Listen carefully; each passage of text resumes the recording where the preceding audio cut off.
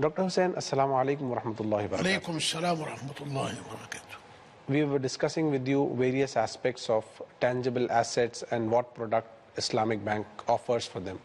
Moving on with the discussion, Dr., we would like to understand how Islamic banks and Islamic financial institutions offer products to customers who require services like education for their children, travel expenses, medical expenses, so on and so forth.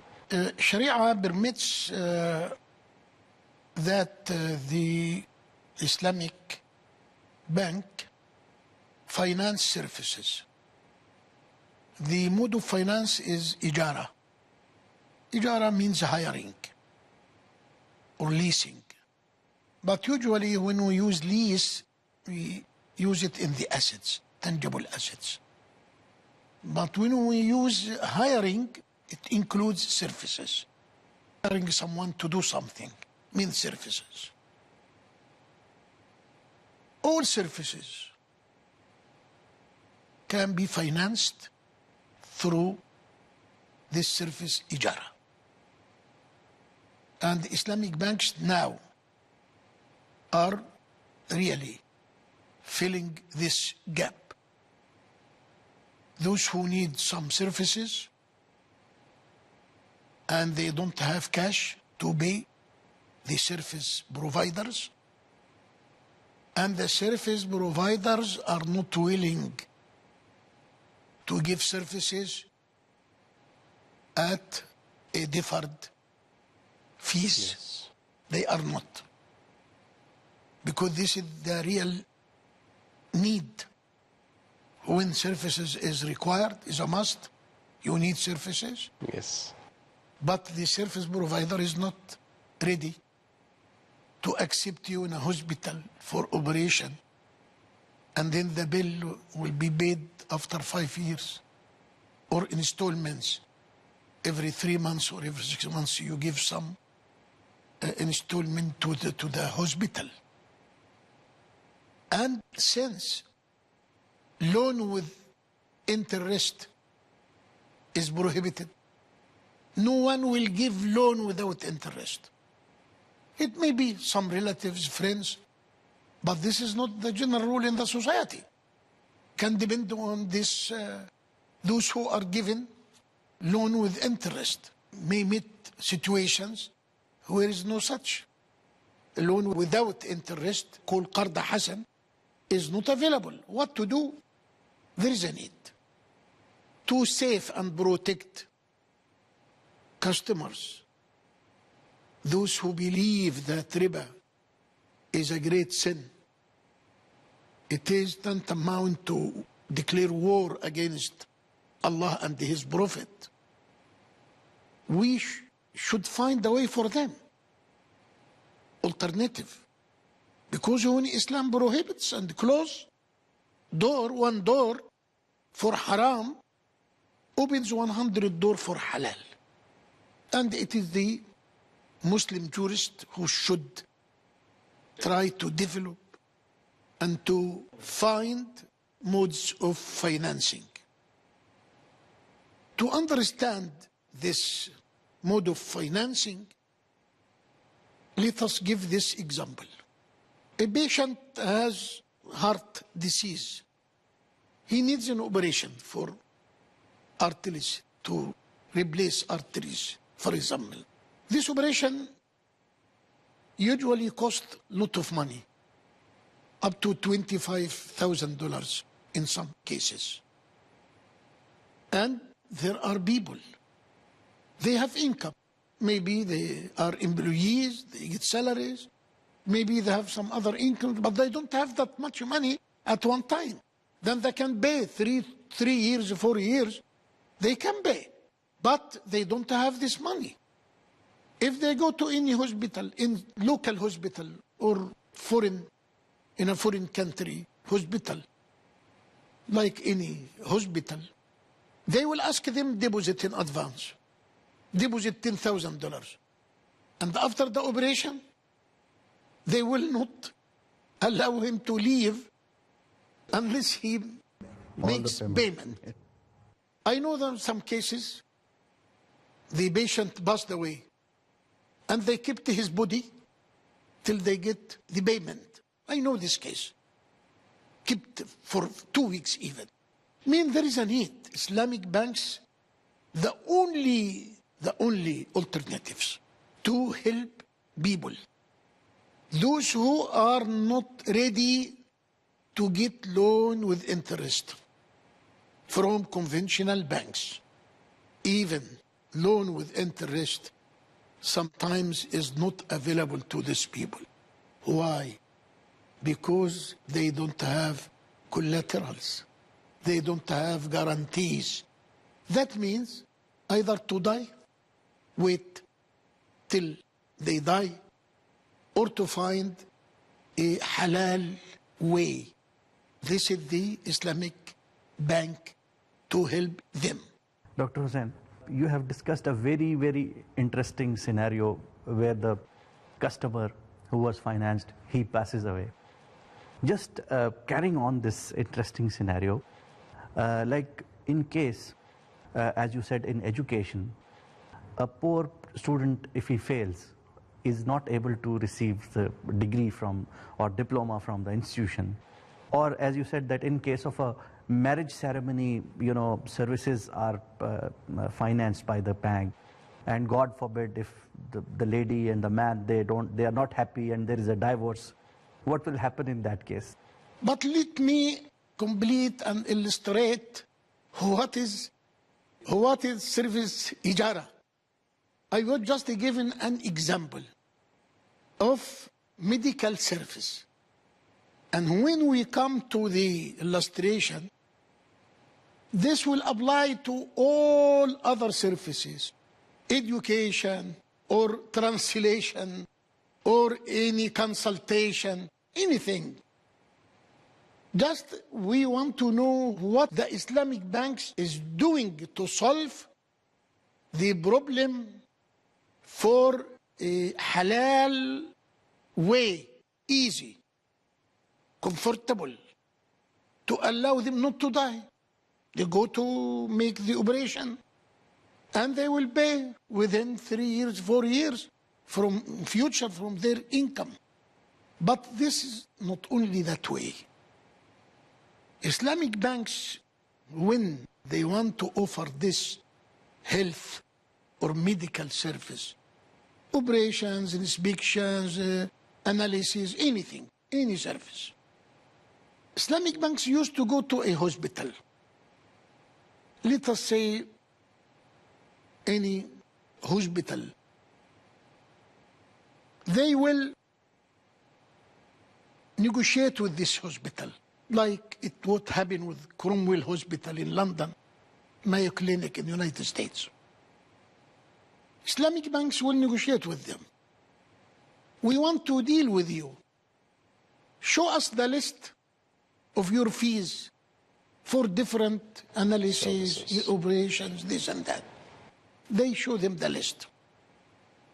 This list, of course, for those who are coming and to pay in cash. Yes. They tell them, what about if we market for you? Send you customers. Those who are not able to come to you, they will never come to you because they don't have money. And we will bring them to you. This additional, because you receive only those who have money. But we want you to get new customers. More business. Those who are not coming to you, they will not come to you because they don't have money. Hospital will ask how it comes. Yes, we will pay you. We will pay you. When we send you customers for operations, for medical, test, for anything, we will pay in cash. And how you pay in cash? Yes, don't worry. We will take from our clients later on. We will take it from them in installments later on. We ask the hospital, how much you give us discount? How much? Because this price, this list for those individuals, But in our part, we are sending you 10, 20, 30, 50, 100, 200, and always these hospitals are given some discount to insurance companies, to marketing. For marketing, they are paying 7%, 8% for marketing. That means the Islamic banks could get discount from these hospitals. Some hospitals gave a very big discount because they are marketing for them. Thank you very much, Doctor. We will go into a very short break. Dr. Sen, prior to going into the break, you were explaining to us how the services, Ijara, as we call it in Islamic finance, works. Can you further elaborate what are the contracts that are involved in this transaction? What is the nature of contract? What is the nature of relationship between the customer and bank and the eventual service provider? We have this transaction, what we call it, service ijara, service hiring. Yes. We have three parties. We have the service provider. The actual service provider. The service, like hospital. Yes. Or the university. Yes. And we have the end user. The bank. The bank, second. The bank is the receiver to the service. Okay. Means hiring the service. Number three, the beneficiary. Okay. Ultimate user. Ultimate user. The patient or the student. What the bank does, there are 2, 3 variants. How this transaction will be concluded, will be executed. If the customer comes to the bank and telling the bank, I would like to go to that hospital and to make an operation, for example, or a test, any, and I don't have cash to pay them, let us enter into agreement with the bank. How much you will charge me for this cornea operation?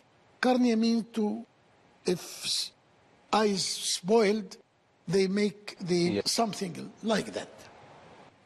How much it cost me? The customer will ask the bank. Ask the bank. Sometimes the customer comes with a quotation.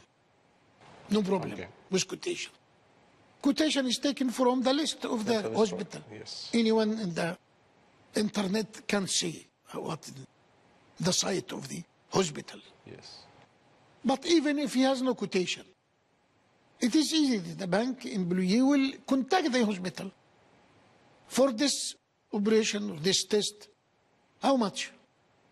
They would say that much. Then they will ask customer, how you will pay us? He will say in installments for 5 years. He may say after graduation from the university, I'll start paying you after I graduate and after I get work. Job, yes. Job. Even. Depending on that, the bank will tell him this is the cost. The bank will add some profit, some margin to the cost. I mean by the cost, what the hospital will take. Yes, sir. Because the hospital will take 100 now, cash, from the bank. Bank is paying from deposits, from the money of the clients who deposited for return, of course. Otherwise, no banking at all. Means the bank should get something to pay them, to pay depositors. Shareholders also, money. They need some profits. Means the bank will add to that cost something relying or depending on how long the patient will pay. The service receiving will pay. Let us assume they will say 110. 110 will be paid in installments. through, say, 3 years or 4 years. In this case, the bank will enter into hiring service with the customer first. Yes. After that, the bank will enter into service agreement with the hospital. It can be like that. Also, there is another variant that there is MOU, Memorandum of Understanding, between the Islamic Bank and any hospital. That if a customer comes to us or to you, this will be the arrangements. I mean, the hospital should say, when your customer comes to you, to the bank, to seek finance, this will be the list prices. Means the bank easily will enter into service agreement because the bank already knows the cost the hospital will take from him in advance. And in this case means the bank will enter into service agreement with the customer, with the patient, number one, and then will go and, according to this MOU, Memorandum of Understanding, will go to enter into service agreement with the hospital. Exactly if the bank wants to enter into istisna agreement, we will come to explain it, but the bank itself will not construct the house, the building. Employees of the bank will not do it themselves, but they will go and to have a parallel agreement with a contractor. Actual contract. Here also the bank enter into service agreement, but the bank itself will not make operation. Bank is not a hospital. Bank is not a university. Yes. But it will enter into a parallel service agreement with the service provider. Yes. Sometimes the customer goes to the hospital and tell them, Wallahi, I want to do this operation, but I don't have money. Do you agree to offer the service and to pay you later on? They say no. But we have an agreement with the bank, MOU, a master agreement with that bank. Go to that bank. If you go to that bank and enter into service agreement with the bank will send you to us. In short, that this mode of financing is to finance services. We don't exclude any kind of services. Maybe consultancy, maybe engineering services, maybe legal service, any kind of service. Don't exclude anything. That means you can come to the Islamic Bank. Islamic Bank will agree with you to offer service and to fix the fees. And it is up to the bank to go and to have a parallel, to have a service agreement with those who offer the service. Doctor, in continuation of this explanation, what we understood is the customer is approaching the bank seeking the service of the bank. So bank is here acting as a service provider. Yes. In case there is any deficiency in service, there is something bad happens in the service, how does the responsibility of the bank is taken care of? In all cases where you have one agreement and a parallel agreement, let me give you a very, very common, simple, and we are practicing every day. You may go to lease a house for 5 years, and you ask the lessor that you want to be given right to sublease. To sublease. Sublease, yes. Means the lease agreement will be between you and lessor, the owner. The owner. But in which lessor hereby authorize the lessee to sublease. But rental will be fixed between you and lessor. To sublease with what rental is no need to mention, it is up to you. But if you sublease the house and lessee is there, he is not paying, do you think that you will get profit from this and not to be responsible? No. You are responsible before lessor. Even if the sublessee defaults, it is you to pay the rentals. And after that, you collect from lessee. Sublessee. This is the same here in the service ijara. The same.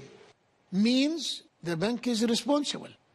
If the hospital, if the university does not offer the services the right way for any reason, the bank will be responsible before the customer. And the bank later on can go and sue the service provider. That is for a very important principle in Sharia, which applies to all transactions human beings can do. That is al-kharaju bil-daman. No return, no benefit, no profit, no income you may have from any transaction, unless the nature of the transaction that you expose yourself to some kind of risk. So here, in this we see here, if you lease the house with 100 and subleases with 150, you will get profit. Yes. How much? 50. For this 50, you are not allowed to get 50 and to go from in between. To tip the lessor, I have subleased. Go to sublease. If he pays to you, or if he doesn't pay, I am not responsible. Sharia will never agree with that according to this principle. Means you will be responsible before the customer, patient, or the students, and you should compensate, indemnify him, and after that you go to the hospital or the school to ask for compensation. Jazakumullahu khairan, Doctor, for a very valuable and insightful discussion on services ijara. Inshallah, we will continue the discussion in the later episodes. Oh, people of the world, can we spare a little justice?